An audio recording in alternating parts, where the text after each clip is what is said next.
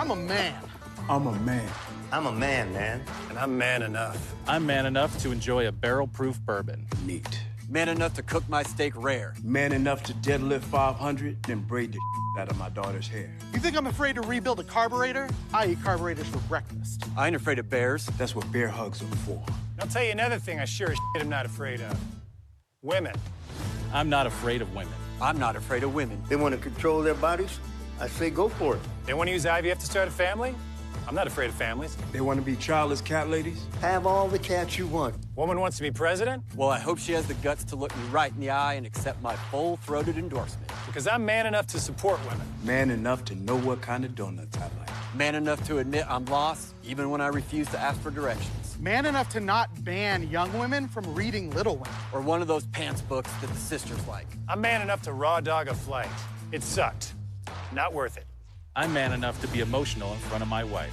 In front of my kids. In front of my horse. I'm man enough to tell you that I cry at Love Actually. Good Will Hunting. West Side Story. That and Predator. And I'm sick of so-called men domineering, belittling, and controlling women just so they can feel more powerful. That's not how my mama raised me. I love women. I love women who support their families. Women who decide not to have families. Women who take charge. And I'm man enough to help them win.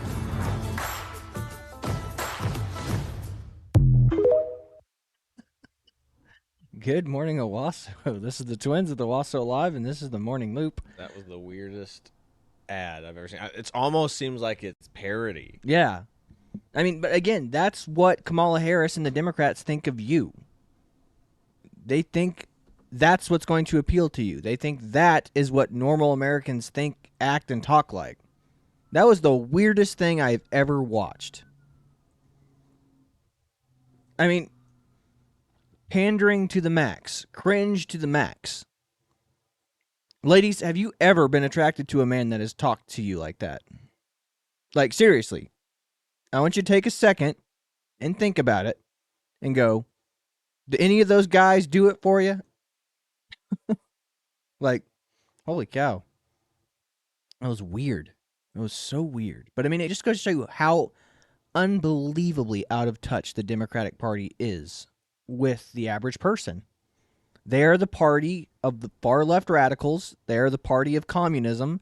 They are the party of transgenders, of the LGBTQ community. Like, they're the party to the 0.01% of the population. That's who they care about. That's who they want to pander to. It's absolutely insane. And again, if they didn't have control over all of the cultural institutions, a lot of these people that they're fighting for would not be relevant in any cultural conversations. It'd just be like trannies back in the 60s and 70s. You'd be like, oh yeah, transgenders, funny, yeah, you know? Or you'd be like, oh yeah, transvestites, whatever, you know? They just have that song Lola. That's it. That's the extent of our knowledge of trannies, you know what I mean? Mm. So now it's like, now these are serious things to be taken very serious. When it's just, it's ridiculous. It's dumb. So we got a lot of memes to review today, so let's jump right into it, Chad. So whatever you want to start with, it really does not matter. I'll start with the one that you sent me just this morning, like real quick. I think I need to get rid of the like and share thing real quick. All right. And oh yeah, this is a good one, yeah. Boom. You're up. And I will go ahead and read it for everybody. Let me move it over just a hair. Okay. It's Kamala Harris and the Chad meme. Mm-hmm. And Kamala says, I'm going to fix everything on day one. Then the Chad's asking her, why didn't you fix any of it in the past 3.5 years? You don't have to say Chad, just use it in the first person. Okay, just me. Yeah, it is me. Inappropriate, and then Kamala Harris. Inappropriate, bizarre laughter. And then he's like, where are you going? Hilarious. That is a good meme. That is a really, I mean, that meme is on point. Mm-hmm. Fire. I like it. Yeah, I was cracking up when I saw that one this morning. I was like, man, you should have made this one the thumbnail. Yeah. So, but if you can see our thumbnail right now, which I'm proud of our thumbnail because I made it, but wow, you want me to hang it up on the fridge for you? I do actually. That's why it's the thumbnail. It's gonna be on the YouTube video. Oh my god. But anyway, it's our meme review thumbnail, and of course it's Borders are Kamala's the middle one here, and she's got a little sombrero on her head that says "Mi casa, su casa." It's the Sue Casa. And then another one is the Simpsons, the Homer Simpson meme where he's like fading into the bushes, which just kind of sums up her presidential campaign right now. I think the other one sums up her campaign right now. Yeah, but that one was during her. This is an old one back from the Biden. Yeah, it still Biden holds up. Harris. It said "sinking ship," a Democratic production. I mean, that's super relevant to the meme you were just showing. I mean, again, it's like if you're gonna fix everything, why didn't you do it in your last 3.5 years? And then there you go, cut to the sinking ship meme, and it's like we're still on this sinking ship with Kamala. No kidding. That's what it feels like. But yeah, everything is just going crazy right now with her campaign. All of her interviews have been huge bombs. And Every time she opens her mouth, her poll numbers go down. What does that tell you? Like it's like what with Joe Biden. It's like they're hiding Joe. They're keeping him away from the press in 2020. Like he didn't do that much. Same with Kamala. The more she talks, the less people want to listen to her. Yep. That's why she didn't get a single vote from any of the DNC delegates whenever she was running for vice president against Joe Biden in the Democratic primary. Yeah, go ahead and play. Yeah, this is a good one. This is a great one. This is the 60 Minutes interview. The actual interview is the top one, so actual answer during the interview, and then the bottom one is some sort of like makeshift cut that they've made that they've changed their answer to make her actually sound remotely intelligible that they're playing. It's the unedited footage of her talking. So the top one is what they aired. The bottom one is the unedited raw footage they shot, and she could not answer this question and sound. It's the opposite. The top one's the raw footage. The bottom one is the is what they edited. They edited. Okay, to make her sound smart. But my bad. But it's still the same thing. You're right. You just were right. I had it backwards. My bad. Yeah. Gotcha. Go ahead and play it. You got it. And play. But it seems that Prime Minister Netanyahu is not listening. Well, Bill, the work that we have done has resulted in a number of movements in that region by Israel that were very much prompted by or a result of many things, including our advocacy for what needs to happen in the region. But it seems that Prime Minister Netanyahu is not listening. We are not going to stop pursuing what is necessary for the United States to be clear about where we stand on the need for this war to end. But it seems... Yeah, okay. So right there is why you cannot trust the media. Okay? You cannot trust the media. Do you think they would have given that grace to Donald Trump? No, they definitely would not. And we know the media doesn't give grace to average Americans. Do you remember the Katie Couric interview, the famous Katie Couric interview with average gun owners? Mm-hmm. So Katie Couric interviewed a bunch of gun owners, and whenever she goes, what do we do about gun violence in this country? They all just sat, like, when she cut back to the people, they were just like, yeah. They made idiots. I don't know. You know, like, they eventually let them give answers, but they edited the answers in a way where it's just kind of like lackluster. Yeah. The way that he described it is there's a long pause where it made it seem like all the gun owners like had to really stop and like think about it because they had never thought about this before. But in reality, if they showed the raw, unedited footage, they were answering immediately. Exactly. As soon as she asked the question, like 3 people tried jumping in at the exact same time. So they act like these conservatives make them look stupid and dumb. Now, granted, that's just an editing thing. You know, you could argue that it was just an editing technique to bring drama into it. Which I mean, you heard the music and all that, but I mean, it was literally an effect to make those people look stupid. And again, this is why I say Jon Stewart is the worst thing to happen to media ever, because this is all the Daily Show is now. I mean, they can cut and manipulate footage in any way they want to make whoever they're interviewing look as dumb as possible, and I think that Katie Couric, I mean, for all we know, they were doing it before Jon Stewart. Like, Jon Stewart just jumped in on it and just took it to the extreme. But, you know, that's what happens to discourse in this country. We don't want the truth. We want dramatic responses and answers. And again, this is why people like Piers Morgan and bring on the absolute craziest people from both sides on his show. But, I mean, the craziest people on both sides would be like a Ben Shapiro, and then you have like a far left, you know, radical communist socialist like Hassan Piker, and you have these two people on the same show at the same time, and it's like Ben, who is somewhat a moderate Republican, looks radical to the guy who's on the far left. Yes. So these are the two worldviews you're being presented. Yeah. Which, I mean, conservatives' view of radical is like really blown out of proportion, like compared to what it's just like we just believe that they should have lower taxes.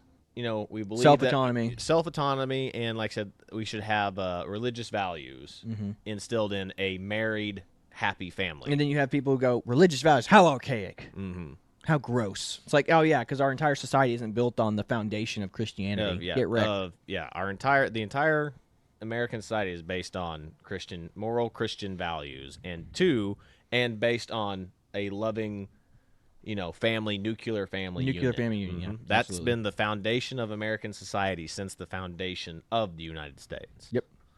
But All anyway, right, let's jump right back into the memes. into the memes. Going off on tangents. That's what we do best around here. It's kind of speaking of like how that last commercial that we saw for the Harris Walls campaign is talking about like masculinity. He's like, you need to understand what it's like to be a man. Well, we're being lectured by, that was clearly written by a woman. Oh yeah, that's commercial. a perfect meme for that. Good. Yeah, well, the commercial that we saw was clearly written by a woman. Trying to be like, look, only men who are self-conscious wouldn't vote for a woman. Just like, well, it doesn't seem that we have a men problem, and this meme really points it out. It's a Karen crying, and it's like look like a single mom with wine and 3 cats, which is kind of hilarious. Then it says toxic masculinity is a major problem, and it's just this guy being like, but 43% of boys are raised by single mothers, and 78% of teachers are female. So, says the single mom, so it actually seems like it's a lack of masculinity that's the problem, not toxic masculinity that's the problem. Exactly. So I mean, here's an interesting fact. So coming to the point that you were making earlier, it's like I'll make a couple of points here. So Tim Allen, the guy who played Santa Claus and has the Last Man Standing show. Home Improvement. So whenever he was doing his show, Last Man Standing, and I think what was her name that was running? She was from Alaska. Oh, Sarah Palin. Sarah Palin, yeah. So Sarah Palin was running, and so here's the point. So Hillary Clinton was running against Trump. And one of his female writers on the show was like going, it's just time that we had a woman president. And he literally just turned and looked at her and goes, would you have said the same thing if it was Sarah Palin running? And she just gave him a death glare. And he was like, there's my point. It's not about whether or not it's time for a woman to lead. It's your candidate who happens to be a woman. It's time for her to lead. And then the other point would be, it's like a guy like me. I would vote for a candidate like Tulsi Gabbard. Tulsi Gabbard is she's a colonel in the military, right? She's a colonel in the Hawaiian National Guard. Yeah, she's either a lieutenant colonel or a colonel. But yeah, she's in the Army National Guard of Hawaii. She is a rational, reasonable Democrat.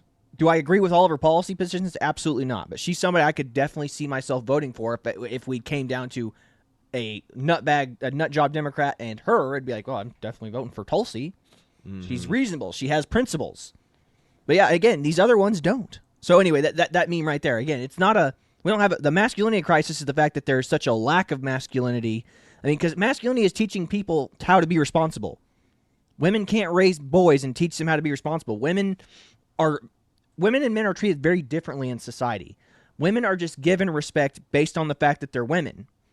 And imagine a young mom teaching a boy that, yeah, no, you should respect everyone and everyone will just respect you back. It's like, no, men have a very, very different life than women do. Men are constantly going to either give women a false sense of respect or just a modicum of respect because they are women. We hold women at a higher position because, we just deem women as valuable in society. Guys are not deemed valuable in society unless they prove their worth or they are able to be a useful member of society. So it's like, imagine a single mom being like, yeah, you'll just be respected. It's like, and you deserve respect. It's like, imagine being a young kid going in, it's like walking into a football locker room, like, I deserve respect, being raised by someone. It's like, no, you don't. Nobody in there cares what you think. Nobody cares about what you can do. That's also part of the problem is like what we talk about with the African-American community and gang problems. It's honor culture. That's this honor culture of, you need to, in gangs, especially in gang violent culture, it's like you have to respect me. If you disrespect me, I'm going to attack or murder you. But that's the point is, where does that come from? It comes from single moms being like, I deserve respect. I'm a strong, independent single mom. I I deserve respect. Exactly. It's like, why do you deserve respect? Why don't you still have your husband around? Why don't you have look? And we're not talking about the exceptions to the rule where I had an abusive husband. All that we're not talking about that. We're talking about women who just leave to become wards of the state and then live on welfare. We're talking people who are like, I'm proud of that. It's like, why are you proud of that? And then your kid grows up feeling the same level of entitlement that you yourself have. Yes. So what's that? It's a sad reality, but they've said this. It's been said. It goes that the most important decision in a man's life and the most important decision in a woman's life are two completely different things. You know what they are? Go for it. The most important decision that a man makes will be his career. The most important, and that's true. So that's the most important decision a man will ever make. And the most important decision a woman makes in her life is who she marries. Mm-hmm. Because who she marries determines whether or not she's either going to be living the high life or be a single mom. Mm-hmm. Now, this doesn't mean that you're going to be living like just perfect, like, oh, everything's going to be. You're going to have to work. Raising kids is work. Being married is work. Like, I mean, ask any couple who's been married. Ask them if it was just a joyride. It was just, oh, it was easy. Like, no, it's not easy. It's not easy. It's work. If you think it's supposed to be easy, you are living in a fairy tale. Yeah. This is why marriage is a sacrament in Christianity. It's like, it is a sacrifice. It is a sacrament. You are obligated to the other person for eternity. And then, and you have kids too. I mean, and then you complicate having these kids with divorce. It's like you have to really, really vet your partner, and you have to really, really pursue God in your relationship. Yep. Or you're going to have a rough time. Because if you're pursuing worldly things in your relationship, if you live by worldly things, you will die with nothing because you don't get to take any of it with you anyway. Yep. Well, getting on to the next meme. Yeah, we were getting way too serious. Yeah. So next one we have here is it's the Arnold Schwarzenegger and Tim. Well, not Tim Walls, but what's his name? No, it's Tim Walls. No, the guy from Predator. Oh, you talked passed Arnold away Schwarzenegger and I can't think of his name. He's Rocky. He's in Rocky. He's Apollo Creed. It is Carl Weathers. It's Carl Weathers. Grabbing arms in Predator, and then it says FBI is Carl Weathers. Tim Walls is Arnold Schwarzenegger. And it says knowing a lot of school shooters. So good. So which, if you know the FBI joke of this, like, he was on our radar. Yeah. That's the FBI joke. Yeah, the Bart Simpson meme. Say it, Bart, say it. Mm-hmm. He was on our radar. Mm-hmm. That's exactly right. But, yeah, and Tim Walls' performance at the VP debate. I'm friends with school shooters. Yeah. Yeah. All right, go ahead and pull another one up. All right, give me a second here. That one was good. That one always gets me. Let's see here. Oh, here's this next one. Of course, you sent me this one. Yeah. Pretty good.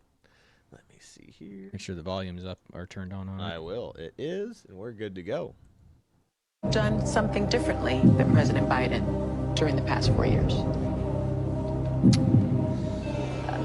There is not a thing that comes to mind in terms of, and I've been a part of most of the decisions that have had impact. Would you have done something differently than President Biden during the past 4 years? I mean, that's perfect. That's perfect. Yeah. Anything that you would have done different. There is not a thing that comes to mind in terms of, and I've been a part of most of the decisions that have go ahead had. and pull us up another one. Yeah, you said, that one just really speaks because look at that. The economy, foreign policy, the freaking Abbey-gate. Yeah, well, I mean, a typical woman who's unwilling to take responsibility. I wouldn't change a thing. Really. If you couldn't go back in time and go with the information you knew now, what would you do? I wouldn't do a thing different. The world's falling apart around me, but I wouldn't do a thing different. Gosh. What's this one you sent? I haven't seen this one yet. We'll see. Says here, let me pull this back up. Says here, wife, how are you shopping for guns online if you haven't even picked up the last one? Imagine what can be and be unburdened by what has been. You know? I can imagine what can be and be unburdened by what has been. Oh my God. You know? I can imagine what. That's ridiculous. Yeah, I'm going to just use that in everyday conversation. Like, whenever it's time for me to take accountability, like even in the Army, I'm going to be like, let's imagine what can be being unburdened by what has been. My CO is going to look at me and be like, I'm going to Article 15 your butt, and you're going to end up in Leavenworth. Like, come on.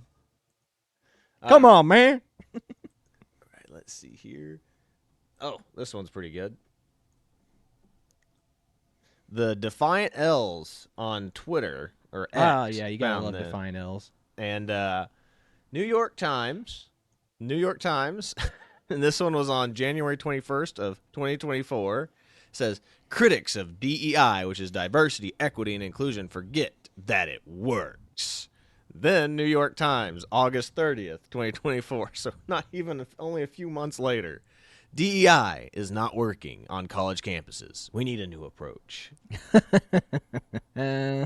Just means it's not working, period. Yeah. We've already talked about this. The study that showed that companies become successful and then they work on diversity. And then they go, but the problem is diversity. They started with the conclusion. They said these companies are successful, like Nike, Under Armour, all these companies are super successful because they're really diverse. And it's like, but if then you go go back. back and look at them, they started out very, very not diverse. It's because nobody believed it. I mean, all these companies, Disney, Nike, you can go through any company, did not start out diverse. It was like a bunch of people in their garage. I mean, Nike, if you know the story of, what was that, if you watch the Prefontaine, the runner movie, it literally shows it was that coach from Oregon. Ironing shoes in his garage. He was in his garage just making shoes, and then eventually it turned into what Nike is today.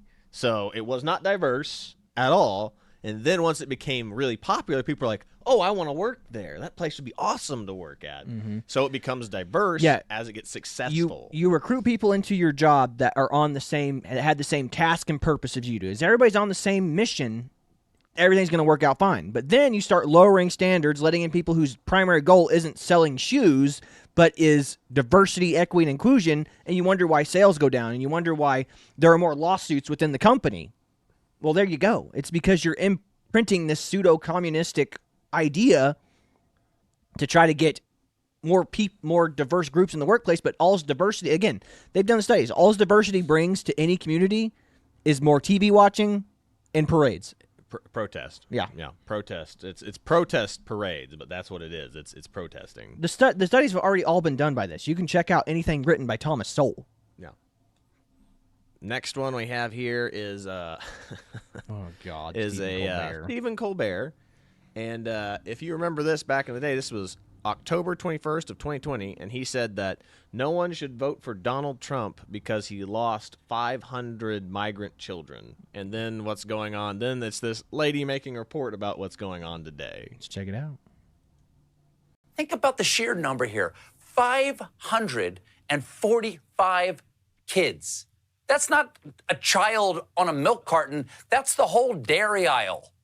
And yet there are still people who haven't made up their minds. There are still people who are going to vote for him. Maybe we feel too guilty to understand the magnitude of that crime and our responsibility. And tonight, lawmakers urging the Biden administration to provide explanations for the disappearance of 85,000 migrant children. So it now approaches 100,000 children, according to public reports, 100,000 children lost by your department and the Biden administration, migrant children sold into labor trafficking and sex trafficking. We've never had such a bad problem with child labor trafficking and child sex trafficking, and it is enabled by the Biden administration's policies. Think about the sheer number here. And this comes from Stephen Colbert, who was cracking a beer open with Kamala Harris on his show the other day, making her try to be more relatable. He was throwing a fit about 500 missing children, and now almost 100,000 migrant kids have gone missing. Not a word, not a peep from Stephen Colbert. What a hypocrite. What a scumbag, man. And again, he'll just say, well, that was Biden. This is Kamala. She'll do it different. She'll do things different. And again, Biden's telling everyone, Kamala's in the room whenever I make every decision. This is what you're voting for, folks. This is what you want. This is what you want.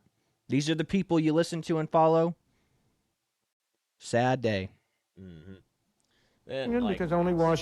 Speaking of which, that's going to be the next one that I pull up real quick. Yeah. This is my favorite economist of all time, Milton Friedman. and he is a Nobel Prize-winning economist. And he's the mentor of Thomas Sowell. Yeah, Thomas Sowell, who's another one of my favorite economists. Mm-hmm. And he is right here talking about where inflation comes from. And it does not come from businesses. It does not come from people. It doesn't come where the Democrats. It doesn't come where the Democrats would have you believe it comes from. So check it out. Watch his words. This is, and they said this is old. This is probably back in this 70s, is 60s and 70s. This is how long this is. I mean, if you can go back and rewatch most of his debates that he's had with people about feminism, about the economy, about anything, it's the exact same conversations we're having today. And you're just like, geez, you would think that we would learn from our mistakes by now. There's nothing new under the sun. None of these ideas that are coming out today are new. It's just repackaged. That's all it is. It's communism repackaged. That's all it is. And here we go. It's communism, Marxism, repackaged. Inflation is made in Washington because only Washington can create money. And any other attribution to other groups of inflation is wrong. Consumers don't produce it. Producers don't produce it. The trade unions don't produce it. Foreign sheiks don't produce it. Oil imports don't produce it. What produces it is too much government spending and too much government creation of money and nothing else. Inflation is made in... Boom. That is it right there. That is it. It is by government spending and overspending. It's not by anything else. The government is spending more money than we're making. That is all it is. And you can blame it. And again, if you want to know what a producer is, for especially a lot of you like people that don't understand how an economy works, a producer is a business. A business is a producer. You are a consumer. You are the buyer. If you're buying it from them, you're the consumer. They're the producer. Business producer, you consumer. That's the only thing you need to know if you're not up to date on all your economics. Yep. But yeah, ridiculous. All right, what else you got for us there, buddy? Man, I've got said we can talk about this real quick. Yeah. Because I know we're running low on time, but you sent me actually no, I mean I saw this. The OKC bombing. No. No, I said they stopped me. They said this guy was going to try to he was planning an assassination attempt. Mm-hmm. During the election. And he's from Afghanistan. And lives in Oklahoma City. Lives in Oklahoma City. He came in during the Biden administration, right before the whole Abbey-gate thing. And he's been living here for a year. He has a wife and a kid here. I mean, it's ridiculous. And he was meeting with ISIS getting weapons, trying to get weapons and explosives to conduct a terrorist attack on the election day. How many migrants have come into the country in the last 4 or 5 years? 10 million? This is one that they've caught. We all know the FBI is not doing a very good job right now. Neither is the CIA. We just got lucky they caught this guy. How many more are here? Probably hundreds, maybe thousands. Yeah. It only takes one, by the way. It only takes one. So, that's the sad reality, man. Mm-hmm.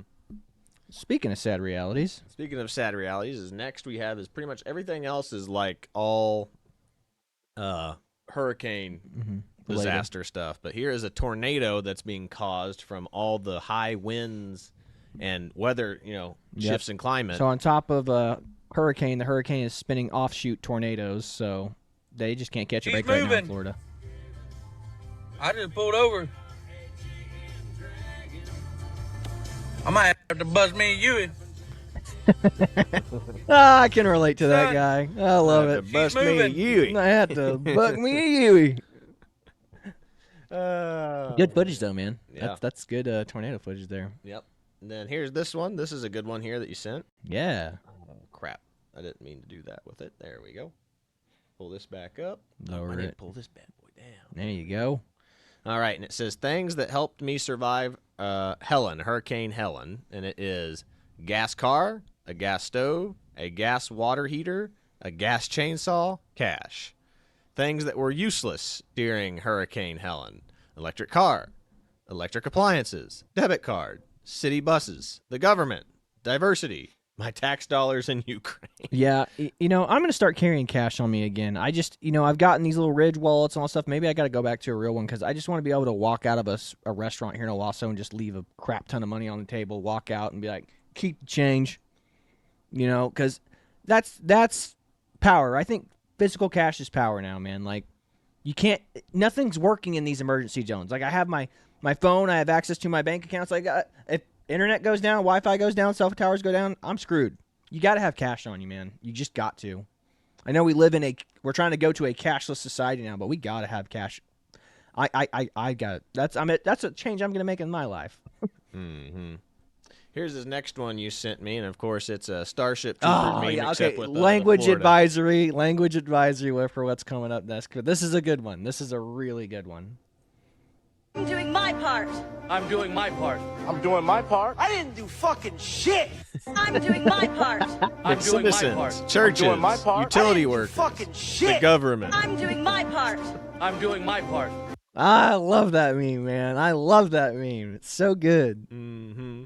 Yeah, I love the Starship Trooper reference, man. That's such a great meme template, that Starship Trooper reference, man. Oh, 100%. See here, and then you've sent me. Oh, that's this a good one's one. Great too. The Always Sunny meme. Oh, yeah. With Appalachia rednecks suffering, and the Appalachia rednecks is the guy grabbing the person falling off the roof, suffering people's who he's holding on to. Says, "I've got you, brother." And then Danny DeVito comes in with a board trying to push him off. yeah. It's FEMA. Oh, no, you don't. That's a good one. I like that. That is a good one. That sums up FEMA right now, honestly. Yeah. And then you sent me this, and this might be the one that we kind of wrap up with. But I don't know how true. I hope this isn't. I hope this stuff isn't true. But like when you're hearing things from people like this who are vets that don't. This is the Sean Ryan show. Yeah. So he's got some pretty reliable sources. He's former Navy SEAL. He's got connections in the government. And so that's what I was saying. Is like these are veterans here, and veterans do not like to talk crap on their brothers and sisters. No, it's a tight knit community, man. Like, you do have that permanent brotherhood with everybody in the military. Now, are you super, super close? No, it's not like, hey, I know. But like I said, if somebody's in the Army, you just give them that same level of appreciation that you would give a service member, but that they went through at least basic training. They went through the same crap that you did. So there's that kind of a bond. Same bond that you would get like going through like a hell week through a fraternity or something. It's that, but you signed on the dotted line that said, hey, I'm willing to lay my life down the line for my country. Yep. That's the brotherhood right there. Mm-hmm. I'll pull this up then real quick and we'll see what they have to say. So from that video, I started getting a lot of messages like to my Instagram from like actual like aircraft commanders, like squadron commanders. No kidding. I had a squadron commander from North Carolina reach out to me. They had to load a C-17 full of supplies just to take a photo op for Kamala, and they never sent the bird.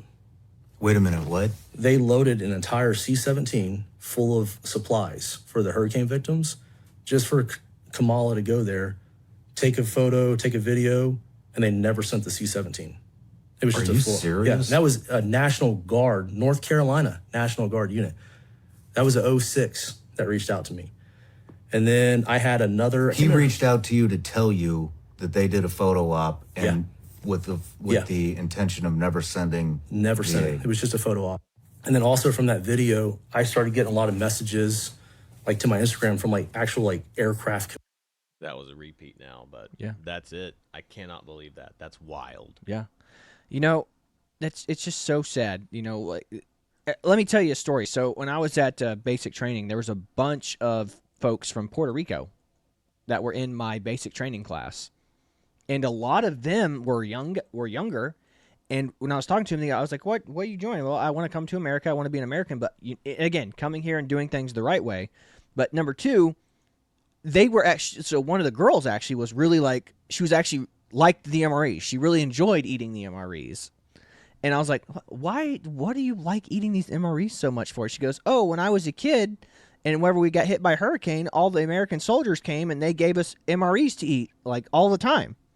So I'm used to eating this stuff because, I lived off of this after I survived a hurricane in Puerto Rico. And I was like, wow, talk about being grateful, America coming to save the day, and then she's trying to, come to America the right way, and Mm-hmm. and then happy for what she has. Like, we're sitting there, like, if you know anything about being in service, like eating MRAs, nobody's thrilled about eating MRAs, and there she was, just like, I don't mind them. It's like I lived off of these for like several months during the hurricane relief efforts. You're just like, wow.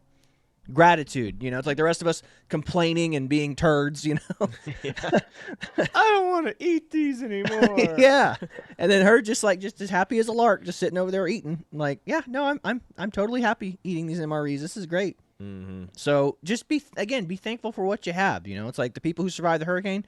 You might have lost your home, but be thankful for your life. Be thankful for your family and those that survived, and be thankful to those who are coming out there and coming to help and rescue you. Don't try. I'm here with the government, and I'm here to help. Never trust that, but trust the people who are there on the ground, actually trying to help you, trying to render aid, give you supplies, and make your life more comfortable. Like, that's the beauty of humanity right there. You know what I mean? That's what I like to see. That's what I like to hear, and that's why we want to end on a more positive note. So yeah, that's about all we've got for you today, our fun little meme review Friday. This is the Twins with Owasso Live. Be sure to like, share, and subscribe so you too can stay in the loop. But that's all we've got for you, folks. God bless you. See you later, everybody.